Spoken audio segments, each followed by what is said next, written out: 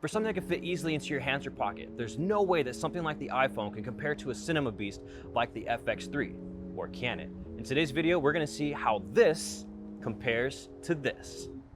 Now, to make this shoot as fair and competitive as possible, we're gonna be shooting on the 24-70 G Master Mark II on the FX3, and we're gonna be using these settings. And for the iPhone, we're gonna be using these settings and also using an app called Cinema P3 so that we can try and match the settings the best that we can. So we're here downtown San Antonio at the Pearl, and we're gonna be getting some comparison shots for y'all to see.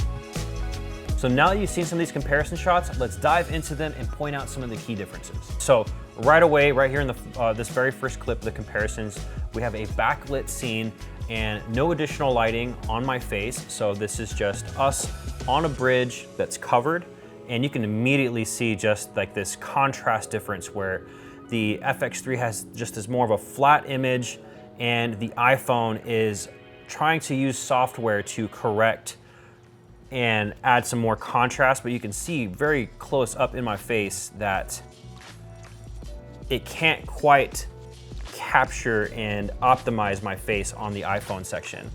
And versus the rest of my body from the neck down, it just looks very unnatural. You can see that it's working really hard to process that image.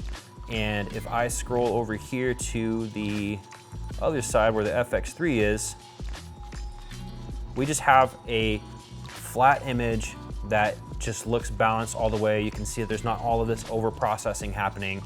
And right off the bat, I think FX3 is already looking good here for this type of shot.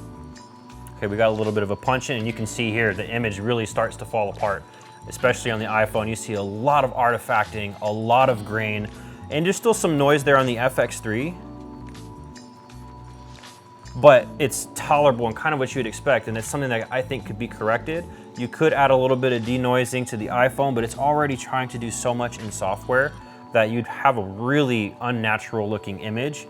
And with the FX3, if you were to add a little bit of denoising, I think that you would have an image that you'd be very happy with, especially if you do a little bit of those tone curves. That would look really, really good. So right away on this next scene that we're at right here, you can see that we're at the park. And the depth of field is one of the first things that stands out to me in terms of having like a professional image. But colors wise, this is a Rec 709 conversion.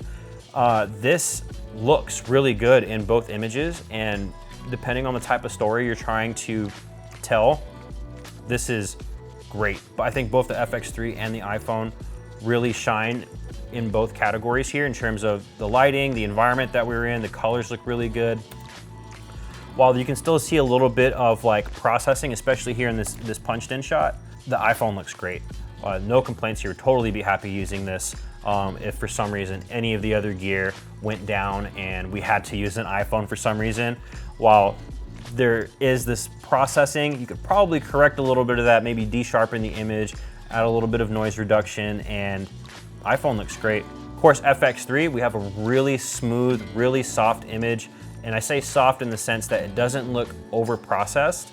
There's not like all of this contrast being added on in software by like the iPhone. And I would say that this FX3 and iPhone comparison right here, just based off of these two clips, like if you're in a outdoor environment, kind of midday, it was a little cloudy, like both of these look phenomenal. So here we have like a really high contrast spot. Let me choose a better frame. We're in a really high contrast spot where you have a really bright background, and I am put right in the shadow, and both the FX3 and the iPhone, just us trying to get the settings to be more properly exposed, you can see that these are both still very usable shots. iPhone, noisy. They're both somewhat noisy, but these are both great usable shots.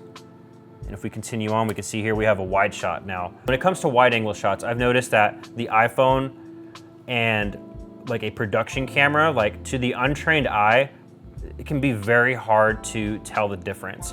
I feel like the iPhone does a great job when it comes to the wide shots, and depending on the person, they might not be able to tell the difference between an FX3 wide shot and an iPhone wide shot. Now, to the trained eye, you can immediately see some really key differences. So I'll let this go to the next clip here. Right, we got this punched in shot, and that's where you can see that the iPhone immediately has a huge quality difference. I mean, almost the entire background is in focus. It looks super sharpened. It looks really processed, versus the FX3 just has this organic, true to life feeling to it. And here's another kind of high contrast shot where we have, I'm backlit, there's a lot going on in the background. We're up like in like a stairwell, and I don't have any additional lighting hitting my face, as you can see here in the image, but both of these look really, really, really good.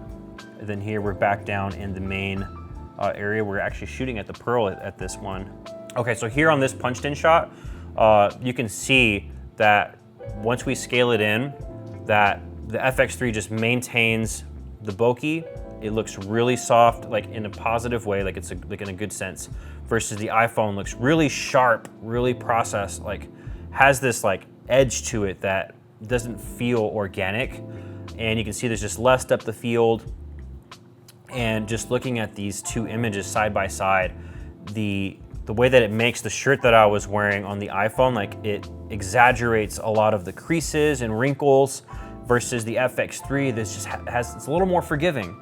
It's more forgiving on the skin, it's more forgiving on the attire, and of course the colors look phenomenal. So like after reviewing some of this footage, we can immediately see that the FX3 is just way more forgiving on the subject versus something like the iPhone. Now the iPhone has great colors, and it will get the job done in terms of telling the story. Like if you don't have anything else on you and you just have your iPhone camera, you're gonna get exactly what you need from it in terms of being able to craft your story. But when it comes to being able to have the best image quality possible, you're gonna have the most forgiveness with the FX3. The colors are good. You're gonna have way more control in the post-production, and this allows you to just have a little more flexibility in being able to craft the story that you want. So now we've gone through all the clips, and you've been able to see all the key differences between the FX3 and the iPhone. Let me know your thoughts on the footage. Is the iPhone close to a cinema line camera like the FX3? And do you still think that you need an expensive camera to get the shot that you want? Like, comment, and subscribe, and we'll see you in the next video.